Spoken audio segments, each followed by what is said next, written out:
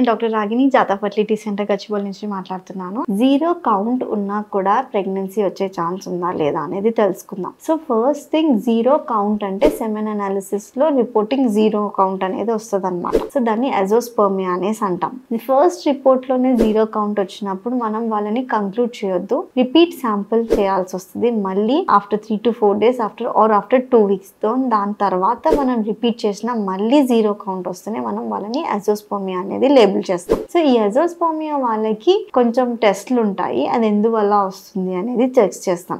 In case వాళ్ళకి sugar వల్లనో, diabetic high ఉండడం వల్లనో, లేదా హైపర్ టెన్షన్ వల్ల, లేదంటే ఏదైనా ఇన్ఫెక్షన్ వల్లనో ఉండడం జరిగినట్లయితే దీన్ని ఫస్ట్ మనం రెక్టిఫై చేసుకొని దాని తర్వాత రిపీట్ చేసుకుంటే చాలా వరకు అజోస్పర్మియా కూడా నార్మల్ అప్ టు ఆలిగోస్పర్మియాకి స్పర్మ్స్ వచ్చే ఛాన్స్ ఉంటుంది అనమాట. సో ట్రీట్మెంట్ ఇచ్చిన తర్వాత కూడా మళ్ళీ అజోనే ఉన్నట్లయితే వాళ్ళకి టీజా స్పర్మ్స్ అంటే స్పర్మ్స్ ప్రొడ్యూస్ అయ్యే దగ్గర నుంచి డైరెక్ట్గా మనము స్పర్మ్స్ తీసుకొని వాళ్ళకి ఎంబ్రియోస్ తయారు చేయడం జరుగుతుంది అనమాట. సో వాళ్ళ ఓన్ జెనెటిక్ మెటీరియల్ అంటే వాళ్ళ ఓన్ స్పర్మ్స్తో వాళ్ళ ఓన్ బేబీస్ కూడా మనం తయారు చేసే ఛాన్స్ ఉంటుంది. దీంట్లో ఏదైనా డౌట్స్ ఉన్నట్లయితే జాతకు వచ్చి కనుక్కోండి. Thank you.